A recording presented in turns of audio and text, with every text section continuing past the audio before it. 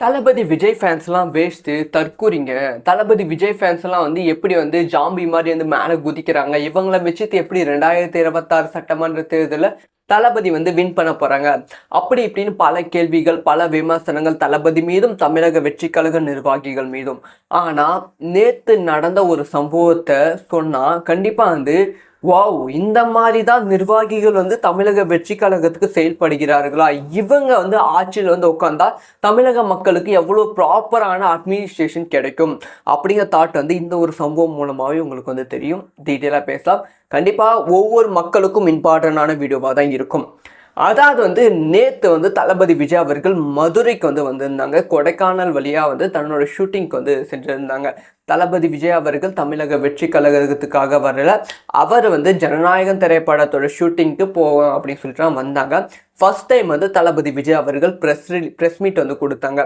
என்ன யாருமே பின்தொடர வேண்டாம், நான் அரசியல் காரணத்துக்காக வரல, ஜனநாயகம் திரைப்படத்தோட ஷூட்டிங்காக நான் வருகிறேன், என்னை யாரும் பின்தொடர வேண்டாம், என்னோட வேலையை நான் பார்க்குறேன், உங்கள் வேலையை பாருங்கள், நான் உங்களை மீண்டும் சந்திப்பேன் அப்படின்னு சொல்லி ப்ரெஸ் மீட்டில் அஃபிஷியலாக தளபதி விஜய் அவர்கள் சொல்லியிருந்தாங்க.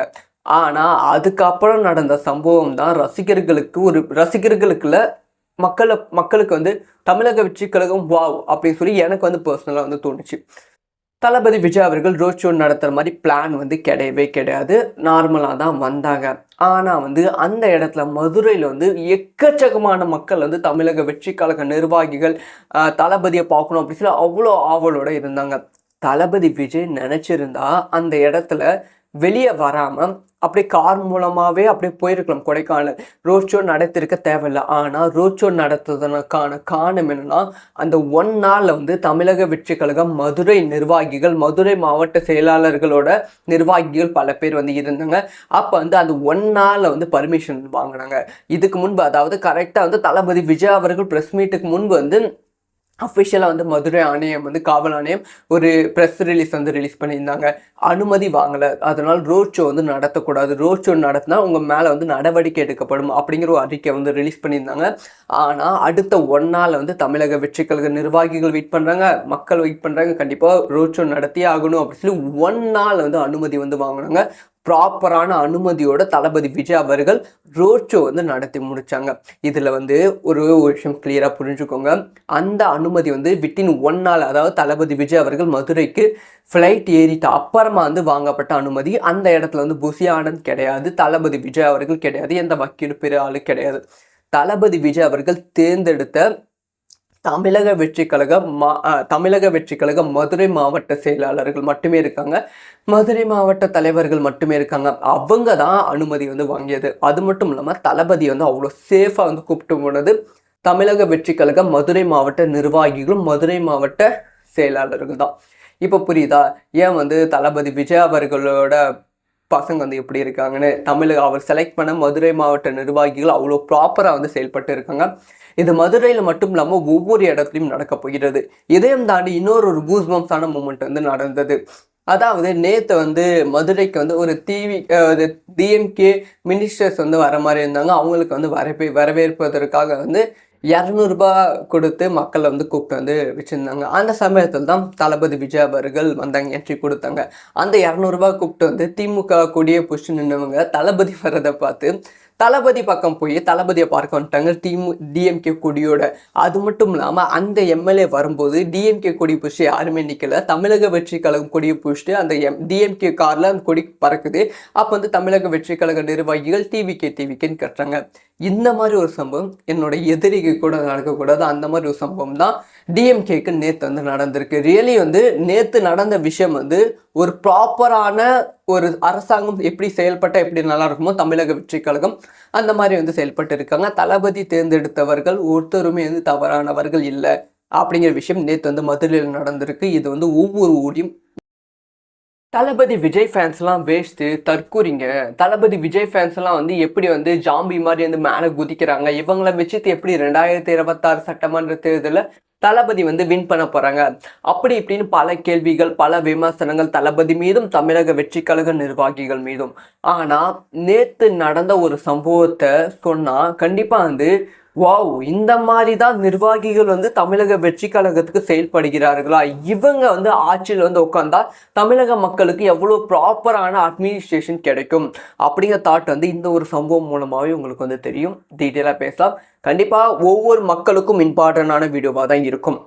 அதாவது வந்து நேற்று வந்து தளபதி விஜய் அவர்கள் மதுரைக்கு வந்து வந்திருந்தாங்க. கொடைக்கானல் வழியாக வந்து தன்னோட ஷூட்டிங்க்கு வந்து சென்றிருந்தாங்க. தளபதி விஜய் அவர்கள் தமிழக வெற்றி கழகத்துக்காக வரல, அவர் வந்து ஜனநாயகம் திரைப்படத்தோட ஷூட்டிங்க்கு போவோம் அப்படின்னு சொல்லிட்டு வந்தாங்க. ஃபர்ஸ்ட் டைம் வந்து தளபதி விஜய் அவர்கள் ப்ரெஸ் மீட் வந்து கொடுத்தாங்க.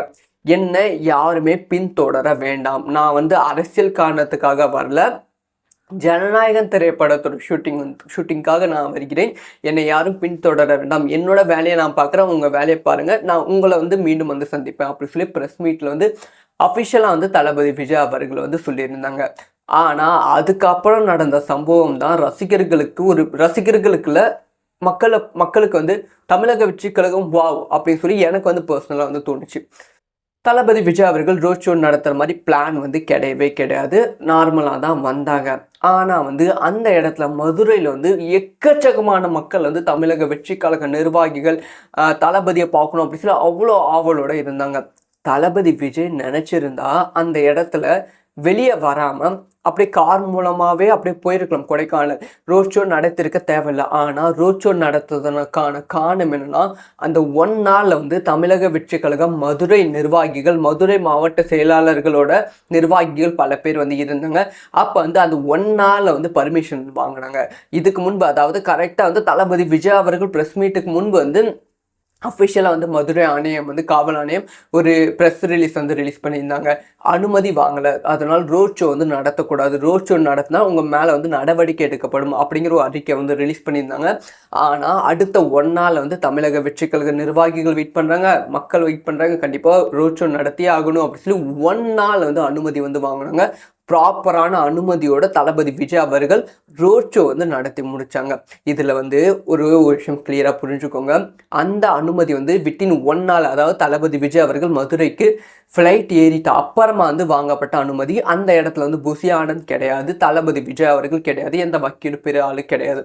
தளபதி விஜய் அவர்கள் தேர்ந்தெடுத்த தமிழக வெற்றி கழக மதுரை மாவட்ட செயலாளர்கள் மட்டுமே இருக்காங்க, மதுரை மாவட்ட தலைவர்கள் மட்டுமே இருக்காங்க. அவங்க தான் அனுமதி வந்து வாங்கியது. அது மட்டும் இல்லாமல் தளபதி வந்து அவ்வளோ சேஃபாக வந்து கூப்பிட்டு போனது தமிழக வெற்றி கழக மதுரை மாவட்ட நிர்வாகிகளும் மதுரை மாவட்ட செயலாளர்கள் தான்.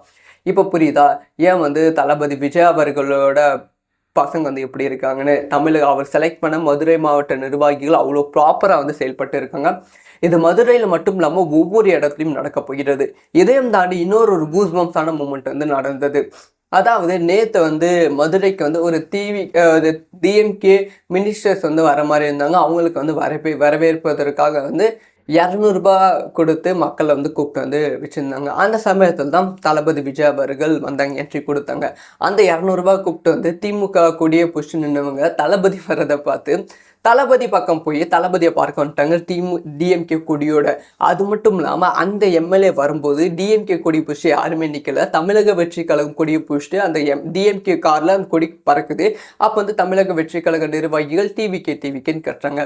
இந்த மாதிரி ஒரு சம்பவம் என்னோட எதிரிக்கு கூட நடக்கக்கூடாது. அந்த மாதிரி ஒரு சம்பவம் தான் டிஎம்கேக்கு நேற்று வந்து நடந்திருக்கு. ரியலி வந்து நேற்று நடந்த விஷயம் வந்து ஒரு ப்ராப்பரான ஒரு அரசாங்கம் எப்படி செயல்பட்டால் எப்படி நல்லா இருக்குமோ தமிழக வெற்றி கழகம் அந்த மாதிரி வந்து செயல்பட்டு இருக்காங்க. தளபதி தேர்ந்தெடுத்தவர்கள் ஒருத்தருமே வந்து தவறானவர்கள் இல்லை அப்படிங்கிற விஷயம் நேற்று வந்து மதுரையில் நடந்திருக்கு. இது வந்து ஒவ்வொரு ஊரையும் மிக விரைவில் நடக்க